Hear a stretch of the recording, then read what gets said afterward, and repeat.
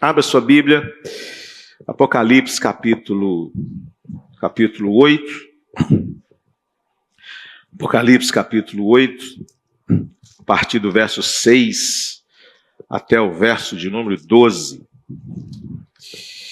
Apocalipse 8, do verso 6 até o verso de número 12.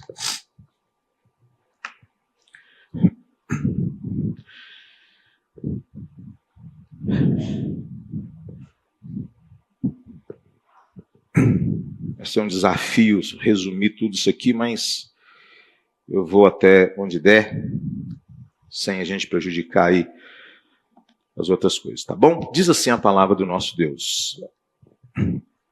Então os 7 anjos que tinham as 7 trombetas se prepararam para tocar. O primeiro anjo tocou a trombeta e houve granizo e fogo misturados com sangue e foram atirados à terra. Então foi queimada a terça parte da terra, foi queimada a terça parte das árvores e também toda a erva verde foi queimada.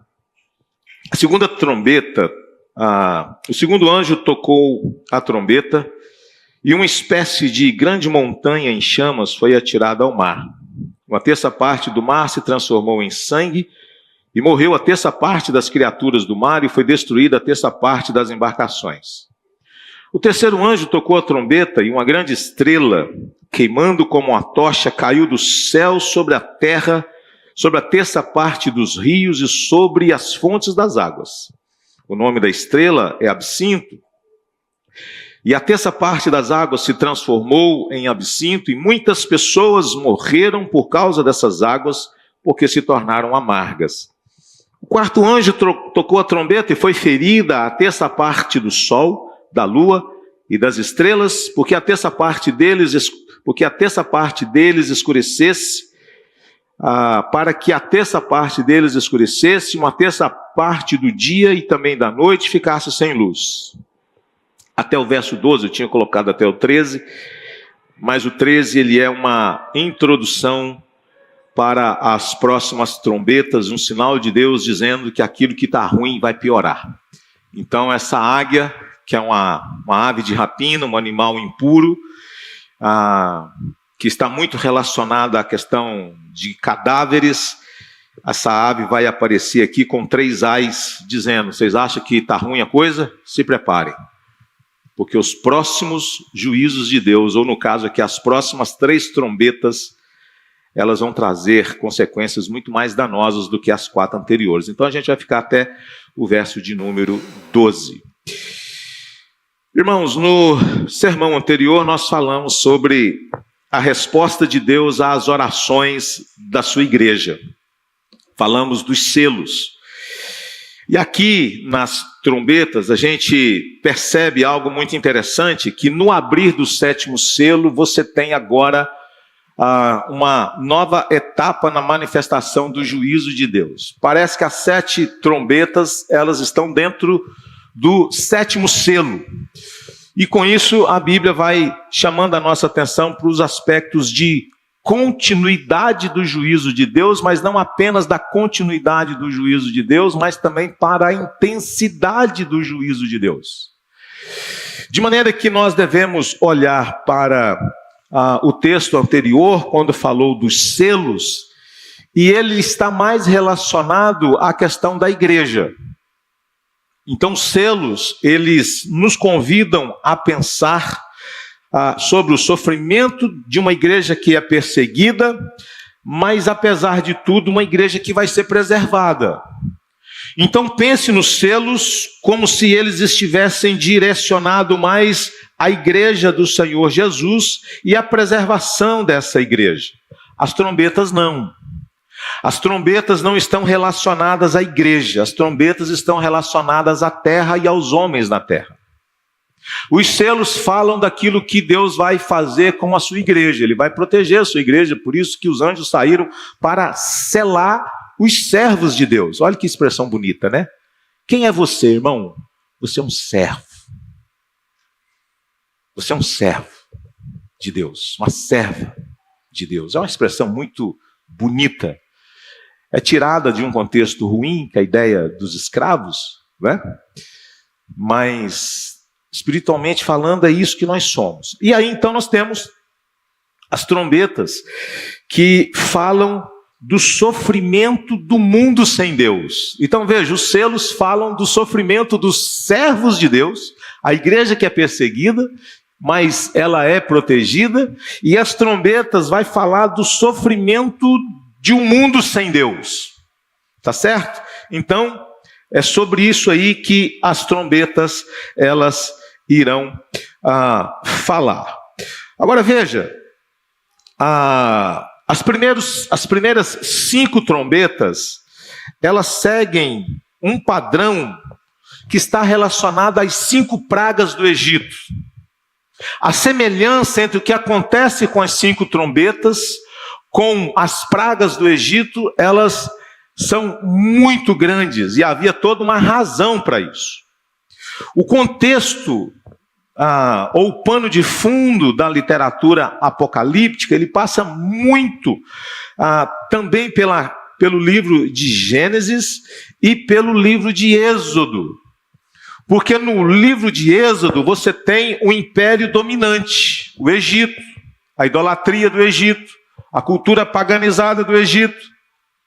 E no Novo Testamento você tem uma nova, vamos assim dizer, civilização predominante. Não é o Egito, é a Babilônia. É a Babilônia. E é por isso que você tem expressões das trombetas, que são na verdade chifres. Já ouviu falar do chofar? É o chifre aqui. Não é uma trombeta igual a gente ouve aí no exército, aquelas trombetas bonitas e tal. Não, são chifres. É o chofar. E ele trazia o alerta de Deus, ele trazia e convidava as pessoas para se preparar para a intervenção de Deus. Então veja bem, a primeira trombeta, ela fala de saraiva, fala de fogo e fala de sangue. E isso corresponde à praga de chuva de pedras e fogo que aconteceu no Egito. Está lá em Êxodo capítulo 9, 22 e 25. Na segunda e na terceira trombeta, nós temos o envenenamento do mar e das águas. E que corresponde à praga do Nilo que foi transformado em sangue. Nós temos a quarta trombeta que fala das trevas, não é? E isso corresponde também à praga das trevas que aconteceu no Egito, conforme está lá em Êxodo, capítulo 10, versos 21 e 23. Pragas essas foi tão intensa que as pessoas não conseguiram enxergar nada. A quinta trombeta fala dos gafanhotos. Nós não iremos falar dela, mas elas falam dos gafanhotos e que corresponde às pragas dos gafanhotos também. Então você tem aqui muita semelhança com o que Deus vai fazer na terra com aquilo que ele fez também no Egito. O que isso significa? Então veja, assim como as pragas do Egito, as pragas, elas punem a dureza do coração, bem como a idolatria. No Egito, você tem que associar cada praga, cada juízo de Deus que veio contra o Egito, Deus estava não só manifestando a sua ira e a sua justiça, mas ele estava confrontando também os deuses daquela nação. Os deuses daquela nação. Agora guarda aqui um princípio muito interessante. Idolatria é coisa séria.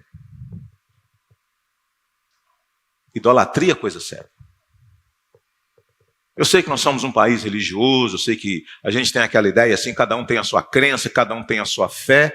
Deus não pensa assim. Eu sei que do ponto de vista social, a gente tem que respeitar, ok, a gente tem que fazer isso mesmo. Mas, do ponto de vista bíblico, não tem como fugir. Deus estava destruindo todo o sistema de crença do povo do Egito. O Nilo era Deus. Ah, é? Então ele vai ser transformado em sangue. Quero ver se ele vai ser produtivo, se as suas águas vão prestar. As rãs eram também divindades no Egito. E Deus as envia e Deus as extermina quando Ele quer. O sol era uma divindade e Deus mandou trevas e diz, cadê a luz? Vocês não creem que o sol é Deus? Invoque-o para ver se ele vai livrar vocês das trevas. Não livrou. O faraó trazia para si o atributo de divindade, de poderes que lhes foi concedido. Mas ele não teve o poder de impedir a morte do seu primogênito. Então veja, agora nós estamos também diante de um novo império, que é o Império Romano, que estava exigindo através dos seus imperadores adoração. E este sistema, ele é simbolizado pela grande Babilônia. O culto ao imperador, o culto aos Césares, ele está aqui no pano de fundo da igreja do Novo Testamento. Desse império que cresce, mas Deus agora vai trazer juízo sobre a vida dos homens, não é? Infelizmente, irmãos, à luz de toda a dura realidade dos juízos de Deus sobre o Egito, a gente percebe que Faraó, ele se manteve endurecido. Então, nós, tendo este pequeno pano de fundo para a gente entender um pouco o texto que está diante de nós, uma outra coisa que é interessante, que você tem aqui uma estrutura que as pessoas chamam 4 mais 2 mais 1. O que é que isso significa? Veja, essa estrutura 4, 2, 1 pode ser vista nos selos, nas trombetas e nas taças. Então, nós temos os juízos das trombetas, que intensificam os selos, afetando uma terça parte da terra, e as taças, elas irão afetar todo o mundo. Então a gente vai tendo assim a seguinte estrutura: você tem os selos falando sobre aquilo que Deus vai fazer com a igreja é perseguida, mas vai ser protegida. Nós temos nas trombetas uma intensificação da ira de Deus no mundo, mas perceba pelas expressões a terça parte, a terça parte, a terça parte, a terça parte. Percebe que isso repete o tempo todo? Por quê? Porque o juízo de Deus, ele é parcial, ele não é total. E o que vai acontecer com as taças? Aí o juízo é total. Então você vai ter agora um novo desdobramento que vai ser mais intenso. Então as 4 primeiras trombetas trazem juízo sobre a terra. As 2 seguintes aos habitantes da terra. Então você percebe o juízo de Deus que vai afetar o sol, a lua, as estrelas, a água, o ar, a natureza, a vegetação. Então você tem o juízo de Deus que se direciona para esta criação. Aí depois você tem as 2 seguintes que se destinam aos habitantes da terra. Então não é mais a criação, não é mais a vegetação, não é mais as águas salgadas e doces, não é mais os elementos cósmicos. E aí você tem um interlúdio entre a 6ª e a 7ª trombeta. Esse padrão se repete. Do 6º selo para o 7º teve uma pausa. Da 6ª trombeta para a 7ª, outra pausa. E também dos flagelos, que vai ser as 7 taças, da mesma maneira. Você tem as 6 taças, os 6 flagelos, e depois você tem um interlúdio, e aí depois sim você vai ter a 7ª taça do juízo de Deus. Então veja bem, os selos e as trombetas. Então, o teólogo Luiz Saião, ele fez uma comparação bem interessante também com os selos.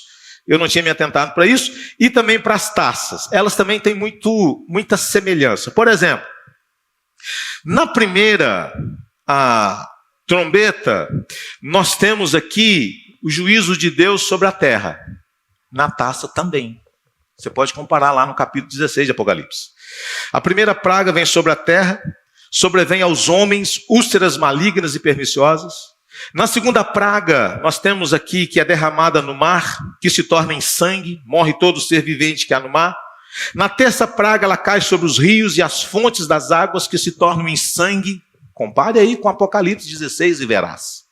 Na quarta praga, ela vai se direcionar ao sol, o seu intenso calor queima os homens com fogo. Na quinta praga, sobre o trono da besta, cujo reino se torna em trevas, né? Os homens mordem a língua de dor. Na sexta, sobre o Eufrates, as águas se secam. 3 espíritos imundos ajudam os exércitos do Armagedon. E na sétima, uma grande voz que vem do templo celestial e declara: feito está. Surgem relâmpagos, vozes, trovões, terremotos e granizo. Então veja, irmãos, por que isso acontece? Porque você não pode ler Apocalipse como se fosse um cronológico. Então, as histórias estão sempre voltando para um ponto anterior e sendo recontadas de formas diferentes. William Hendricks deu o nome de paralelismos progressivos. É uma contínua repetição que vai sendo feita, que vai acontecendo, para que a gente vá entendendo realmente todos os desdobramentos da manifestação do juízo de Deus no mundo. Então, vamos tentar aqui, tenho 10 minutos, acho que não vai dar, para a gente entrar na questão das trombetas propriamente ditas. Eu quero pensar então, irmãos, tendo esse pano de fundo, o Egito, Babilônia, e agora esse Império Romano, que é dado a ele o nome de a Grande Babilônia, que contamina as nações e etc. e tal. O que Deus está aqui combatendo? As trombetas de Deus, elas anunciam que nenhum reino pode resistir ao Rei dos Reis. As trombetas de Deus anunciam que nenhum reino pode resistir ao Rei dos Reis. O Egito era a grande potência que existia. A Babilônia se tornou uma grande potência também nos períodos do Antigo Testamento. O Império Romano era o grande conquistador daquele tempo e os cristãos estavam tremendamente encurralados, ameaçados. Quem não adorava o César estava numa situação muito difícil. Não comprava e nem vendia. A marca da besta, né? A gente vai falar sobre ela à frente, ela está relacionada a isso, neste compromisso que as pessoas assumiam com o sistema. Com o sistema. Então, se você não assumisse um compromisso com os Césares, você ficava com muita dificuldade para viver no comércio. Porque eles conseguiam controlar isso e você então ficava impossibilitado de comprar e de vender. O governo brasileiro lançou um sistema brutal. E agora é o seguinte, os comerciantes, quando venderem, o dinheiro já vai direto para a conta do governo. Não vai ser apenas um demonstrativo dos tributos que são arrecadados, mas o próprio dinheiro ele já vai ser direcionado para a conta do governo, o que não acontece no momento. Você faz a sua movimentação, você depois tem o seu contador que vai dizer, você vai pagar tanto de imposto, mas agora não. O dinheiro não vai ficar na sua conta e você paga o imposto no final do mês. Exemplo. Agora você já vai pagá-lo imediatamente. Ele é 170 vezes mais eficiente do que aquilo que se tornou o melhor e maior sistema de pagamento no Brasil, que é o tal do Pix. Tá certo? Então, veja que aqueles que controlam, como que a gente fica numa situação tão delicada, né? Passou o cartão, comprou um produto, e aí? Como é que você se livra? O governo vai dizer, não vai se livrar. Precisa de dinheiro, porque não se corta gastos, a política vem aí, bilhões serão votados para os fundos partidários, e vai ser aquele ano que a gente vai ter que tratar o nosso coração, porque mesmo que a gente ora para cair fogo do céu, não vai cair fogo do céu, porque Deus não vai ouvir essas orações tolas que a gente faz. Tá certo? Não adianta você orar pedindo, Senhor, manda fogo, né? Brasília é quente, mas não vai cair fogo, não adianta fazer essa oração. Então a gente não tem que entrar por esse caminho. Devemos procurar os meios legítimos e democráticos e orar e assim por diante. Tá bom? Vamos aqui pensar. O que o texto está nos ensinando? Primeiro, do verso 7 até o verso 12, Deus abala tudo aquilo em que o mundo confia. Então tem muita informação do verso 7 até o verso 12, nessas 4 trombetas, mas eu queria que você guardasse o seguinte, o que está sendo afetado aqui? O sistema de crenças e valores de um mundo. Aqui está sendo afetado tudo aquilo em que os homens depositam a sua confiança. Aqui está sendo afetado, meus irmãos, tudo aquilo onde os homens acreditam e confiam. O porto seguro dos seres humanos. Deus está, assim como ele fez no Egito, ele estava expondo que aqueles ídolos existentes no Egito não tinham poder nenhum, não podiam nada. As pessoas confiavam neles, mas Deus estava dizendo, eles não têm nenhum poder. Lembra do que Elias fez com os profetas de Baal no Monte Carmelo? 400 profetas. E Elias disse: vamos lá, invoque o seu Deus, está aqui a lenha, ore para que caia fogo do céu. E o povo orou, e o povo se martirizou, se autoflagelou. E Elias então começou a esnobar da crença deles, assim: não, talvez vocês precisem falar mais alto, porque deve estar dormindo, gritem mais. Outros dizem: talvez ele tirou férias, invoca aí para ver se de repente alguma coisa acontece. Nada aconteceu. Elias chegou e disse assim: tudo bem, está aí a lenha, jogue água. Abriu ali uma vala ao redor, jogue mais água, mais água, mais água. E diz a Bíblia, irmãos, que Elias ora e o fogo cai do céu e simplesmente consumiu tudo que ali estava. Deus não estava querendo mostrar que a oração de Elias é poderosa. Deus estava mostrando que os ídolos da nação não podiam nada. Eram falsos. As nossas crenças em outros deuses, deixa eu te dizer, são falsas.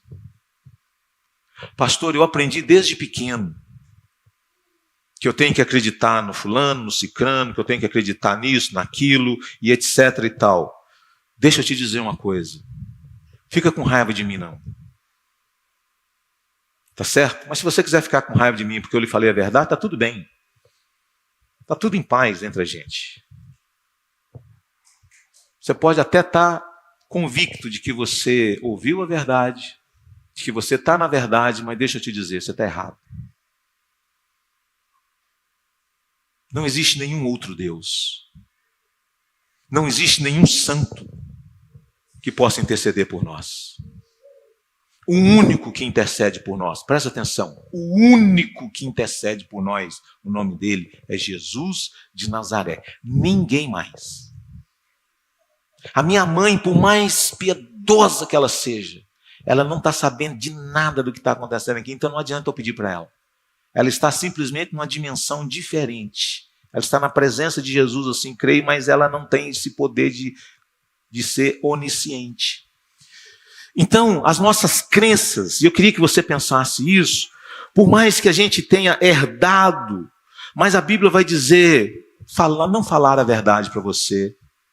A gente recebeu uma tradição, e eu sei que é difícil isso, irmãos. A gente recebe uma herança, é tão difícil a gente assim romper com elas, né? É difícil mesmo. E Jesus diz que é tão difícil que os inimigos do homem serão os da sua própria casa.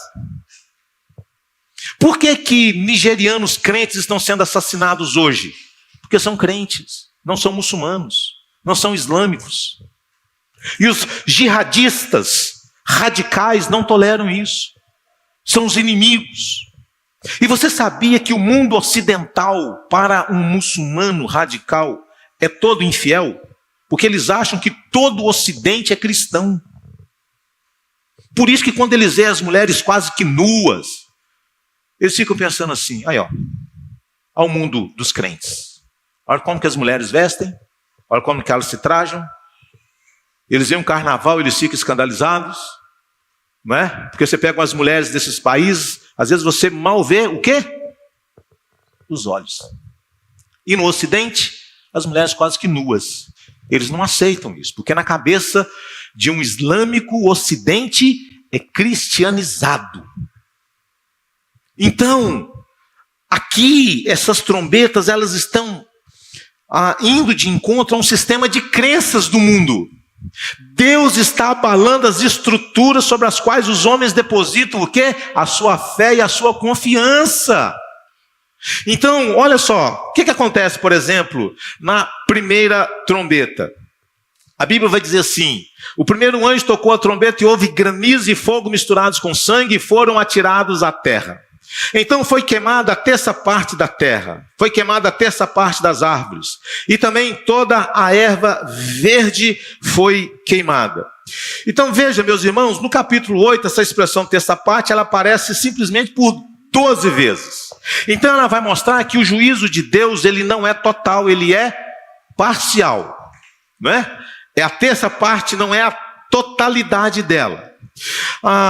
E aqui nós temos uma semelhança, conforme nós falamos, com a 7ª praga, onde Deus enviou ali para o Egito, e com 2 variações. Em Êxodo não há referência a sangue misturado com granizo, que é saraiva que aparece aí, né?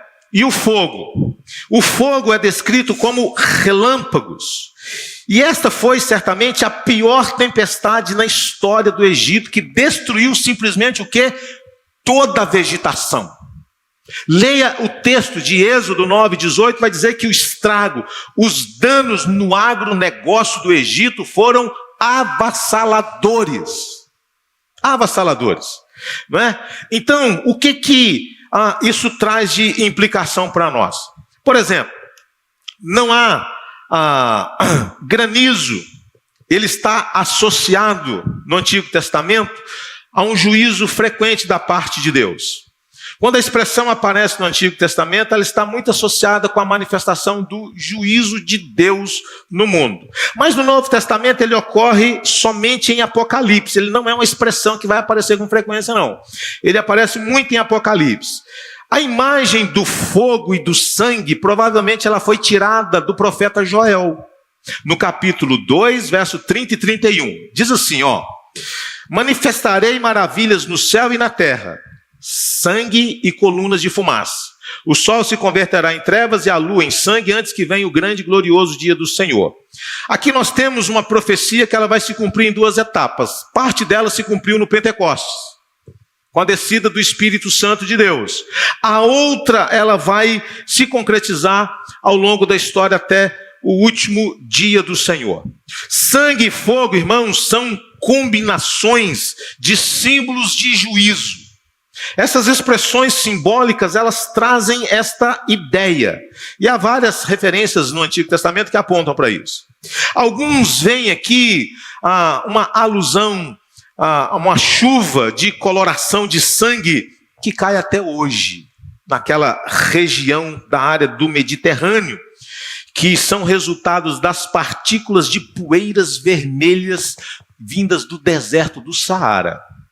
Agora veja bem, se isso é verdade, o Apocalipse está tirando aqui da natureza algo que pudesse assim realmente ilustrar o que Deus vai fazer. Não é que essas manifestações sejam, é como se fosse. Essas intervenções, esses efeitos que são resultados aí dessas partículas vermelhas do deserto do Saara. Outros entendem que pode ser uma referência às erupções vulcânicas, não é? Que aconteciam ali na região do mar Egeu. Você tem, por exemplo, no ano 79 depois de Cristo, quando Pompeia e a cidade de Herculano foram totalmente destruídas por causa do Vesúvio. Não é? Então alguns pensam que são estas manifestações. Não, é como se fosse. Então Deus está tirando de fenômenos que as pessoas pudessem estabelecer alguma comparação para ter uma ideia do que era ou do que vai ser essa intervenção do juízo de Deus. Agora veja, irmãos, não se trata apenas dos seres humanos e os animais que sentem o peso das forças da natureza, mas a Bíblia vai dizer que 1/3 da terra foi queimada e 1/3 das árvores foi queimada e toda a erva verde foi queimada. Nós temos aqui uma verdadeira devastação de proporções avassaladoras. No texto grego, 3 vezes em sucessão o verbo queimar aparece para indicar aqui a severidade dessa destruição. Vai queimar, vai queimar, vai queimar. A expressão 1/3, ela aparece 2 vezes em referências à terra e às árvores. E aí, se a gente incluir toda a erva verde nessa 1/3 parte que foi queimada, o que temos aqui é uma devastação quase que total, incluindo todos os grãos no mundo. Todos os grãos no mundo. E isso significaria um comprometimento muito sério da vida humana para os seres humanos e para os animais. Agora é interessante, né? Só para a gente ver como que essa questão do agronegócio é algo tão importante. O Brasil continua tendo uma arrecadação exponencial por causa do agro. Tira o agronegócio do Brasil, você vai ver para onde a gente vai, na fila do pão. Tira o que é produzido de grãos nesse país e quantos grãos representam ou contribuem para o PIB brasileiro e você vai ver para onde a gente vai na fila desse pão político. O que ainda está dando ao país essa alavancagem no que diz respeito ao ranking das maiores nações do mundo é o agronegócio. Mas a Bíblia está dizendo que isso vai ser afetado, queridão. É maravilhoso a gente ir para um mercado e a gente tem tantas opções. Tem arroz de vários tipos, feijão, não é? E uma variedade de coisas tão extraordinárias. Mas a Bíblia está dizendo que Deus vai afetar isso. Veja, e nós devemos pensar, irmãos, que não se trata de um fogo, por exemplo, literal, porque o juízo da primeira trombeta ele está relacionado com o suprimento de comida, assim como aconteceu em Êxodo, com o suprimento de comida. E isso se assemelha à fome do terceiro selo, lá no capítulo 6, verso 6. A fome aparece lá. As dificuldades relacionadas a mantimentos aparecem lá, em que apenas alguns suprimentos de alimentos foram afetados, está lá em Apocalipse 6,6. E aqui eu quero, para parar nesse ponto, dizer que fogo é uma representação de fome. Fogo está muito relacionado à questão da fome. Por que eu digo isso? Possivelmente, 2 versos tirados de Ezequiel constituem aqui o pano de fundo teológico para a gente afirmar isso. Por exemplo, o texto de Ezequiel 5,12 confirma a sugestão de que o fogo que arde é uma descrição metafórica de juízo vindo da parte de Deus, causando fome na terra. Leia sua Bíblia em Ezequiel capítulo 5, verso 2, então coloca aí, Ezequiel 5, verso 2. Uma vez que ele resume o fogo como sendo peste e fome. Eu vou ler aqui para você ver, olha só, verso 2 de Ezequiel 5. Queime 1/3 parte no meio da cidade, quando se cumprirem os dias do cerco. Pegue outra 1/3 parte, corte-a com a espada, enquanto você rodeia a cidade, espalhe a outra 1/3 parte ao vento e irei através deles com a espada. E aí vem o verso 12, 1/3 parte dos seus moradores morrerá de peste, e será consumida pela fome dentro de suas muralhas. A outra 1/3 parte cairá a espada nos seus arredores, e a outra 1/3 parte espalharei aos 4 ventos, e irei atrás dela com a espada na mão. Então, em Apocalipse e também em outros lugares, o fogo é esta imagem bem conhecida do juízo de Deus, mas que vai trazer restrições no que diz respeito àquilo que será produzido na terra. Em Apocalipse, por exemplo, os montes estão associados aos reinos, quer sejam bons, quer sejam maus. Bem conhecido aqui do juízo de Deus. Por exemplo, Apocalipse capítulo 14, verso 1, 17, verso 9.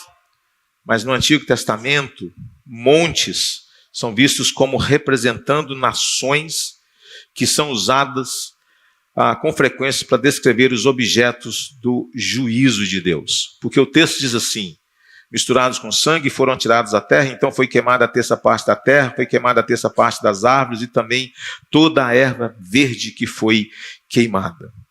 Irmãos, eu quero parar aqui para dizer o seguinte: a gente está diante de uma promessa de Deus, de juízo de Deus, que vai ser lançado sobre a terra e que vai trazer privações, dificuldades, produtividade em baixa, alimentos produzidos com dificuldade, fome em vários lugares. E Jesus diz que isso é um princípio das dores também, né? Fome, seca, está muito associado ao princípio das dores. E é por isso que a gente precisa associar isso aqui também a essa primeira vinda do Senhor Jesus, que está relacionado à sua morte e ressurreição, e a partir de então essas manifestações do juízo de Deus. E a pergunta é: tem misericórdia? Tem misericórdia. Por quê, irmãos?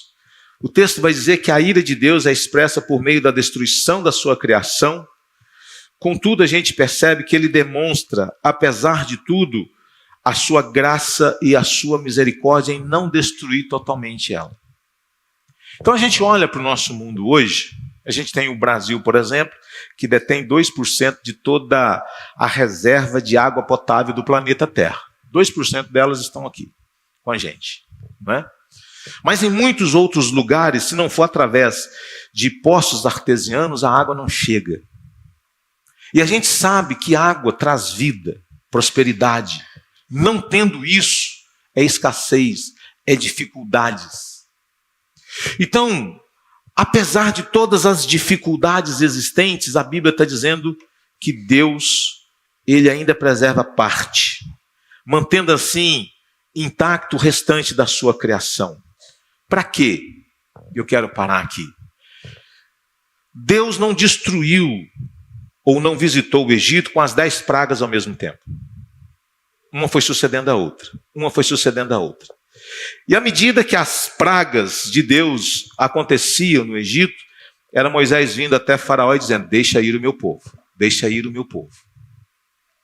A gente percebe aqui, meus irmãos, que estas dificuldades parciais, elas têm esse propósito também. Você já parou para pensar que Deus não vem sobre nós com juízo imediato? A gente comete pecados, e tem pessoas que cometem pecados mais graves do que nós. Deus não elimina o abusador. Deus não elimina gente que assassinou e assassinou várias pessoas. Eles estão aí. Deus não extermina o corrupto que desvia de merenda e outras coisas mais, políticos. Eles estão aí. Deus não faz isso. Por que Deus não faz isso, irmãos? Porque Deus é longânimo, Ele é misericordioso. Deus vai dando tempo, Deus vai dando oportunidades, dificuldades vêm, situações difíceis que batem à nossa porta, que trazem uma total instabilidade. A gente, de repente, que se achava tão bons, aí o médico chega e diz: seu Edinaldo, eu tenho uma notícia boa e uma notícia ruim para te dar. O que você prefere? Falei. O que vem primeiro, a boa ou a ruim? Eu fico na dúvida, senhor. Porque dependendo da ruim, não sei se a boa resolve. Não é assim? Assim, depende. Se a boa for resolver o problema da ruim, tá bom. Manda a ruim primeiro, depois dá a boa, dá o anestésico. Não é? Mas se ele chega e diz assim: pois bem, a ruim é que o senhor está doente. E a boa é que o senhor não vai morrer imediatamente. O senhor tem mais ou menos aí uns 5 anos de vida. E aí? Então veja, meus irmãos, Deus nos dá tempo, nos dá oportunidades. E às vezes Deus toca na nossa vida naquilo em que nós depositamos a nossa segurança e a nossa confiança. Aquilo que nós entendemos ser a base da nossa sustentação e da nossa crença.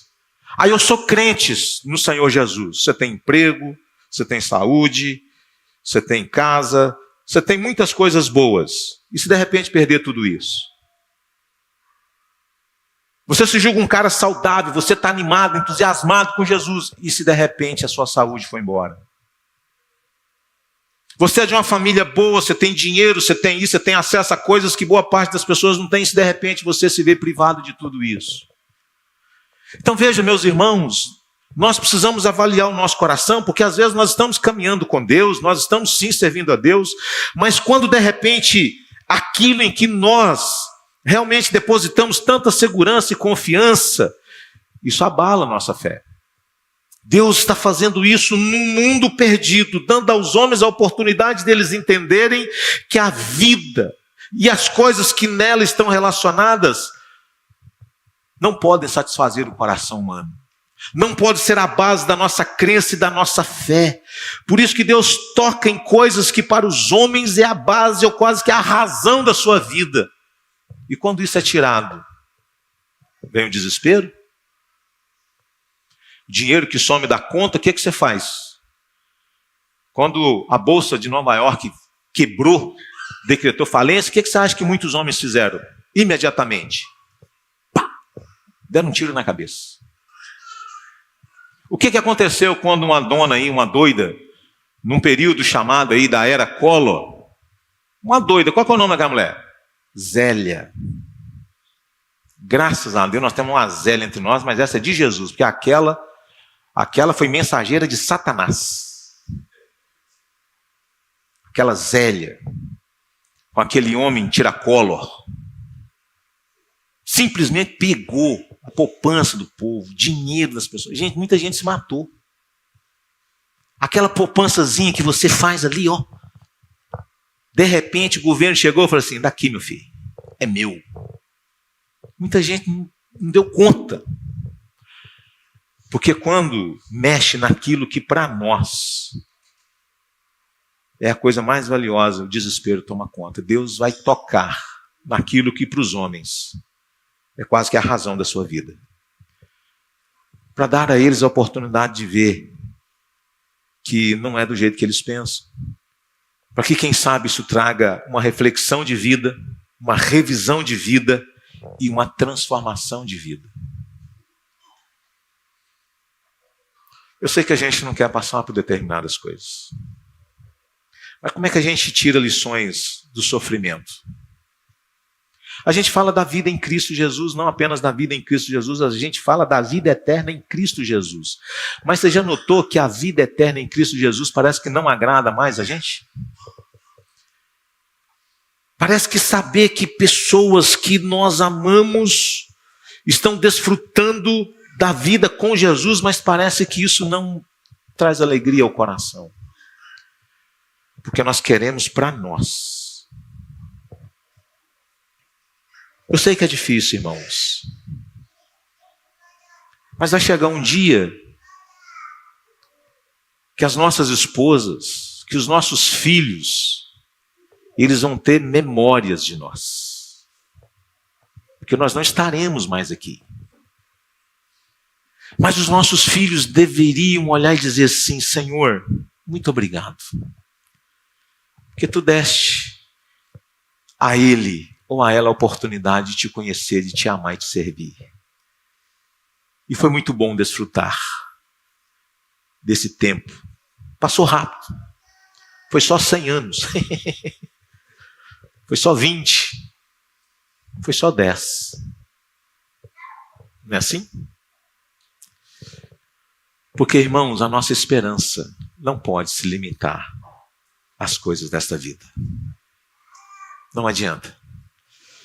Vamos orar, irmãos, para a gente ser mais crente. Vamos ficar de pé.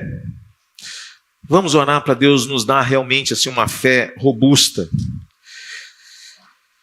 Talvez Deus está tocando naquilo que para você é muito valioso.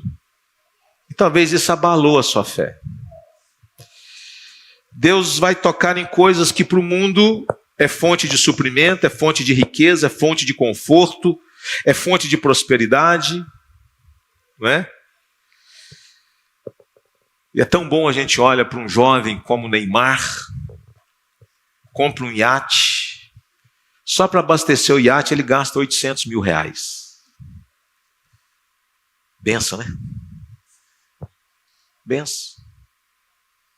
É muito dinheiro na vida de um cara só. Mas e se de repente não tiver nada disso, irmãos? O que sobra? O que sobra? Será que sobra temor, devoção, gratidão a Deus? Deus querido, o Senhor vai tocar em áreas da criação, em coisas que para os homens são tão importantes, são tão necessárias. E a tua igreja, certamente, ela vai ser protegida, Senhor Deus. Ela não vai ser preservada da dor e do sofrimento, porque muitos crentes hoje estão passando por isso. E seria uma hipocrisia muito grande da nossa parte, aqui no Brasil, dizer que a igreja vai ser livre da tribulação, se o que mais tem acontecido na vida da igreja é tribulação e perseguição. Então, Deus amado, que o Senhor nos ajude para que, mesmo ouvindo essas trombetas, porque a tua igreja vai ouvi-las, os crentes de alguma maneira também, Senhor Deus, serão afetados de alguma forma, mas a tua palavra já disse que eles serão preservados, mas nós devemos compreender esses fenômenos à luz da tua palavra, da tua revelação. Essas manifestações do juízo do Senhor nas trombetas não estão direcionadas à igreja, estão direcionadas a um mundo sem Deus. Mas nós vivemos no mundo e de alguma maneira nós também enfrentaremos algumas dificuldades, mas a nossa leitura é diferente. Nós entenderemos o que está acontecendo e por que está acontecendo. E a nossa oração é que o Senhor nos ajude a viver com fé, a viver com temor. Às vezes, Deus, um diagnóstico abala a nossa fé. A morte nem se fala. Quanta dor, meu Deus. Oramos para que a nossa fé, indiferente do que aconteça, ela seja firme, ela seja forte, para a glória do teu santo nome. Que sejamos um povo que não te serve apenas quando tudo vai bem, mas que sejamos um povo que te serve com alegria, mesmo tendo que conviver com adversidades, com escassez, com dificuldades. Fortalece a tua igreja, para que a gente siga assim, para a glória do teu santo nome. Queridos irmãos, que a graça maravilhosa do nosso Senhor e Salvador Jesus Cristo, que o eterno amor de Deus o Pai, as doces consolações do Espírito Santo estejam com todos os irmãos, vocês e toda a igreja de Jesus, hoje e sempre. Amém e amém.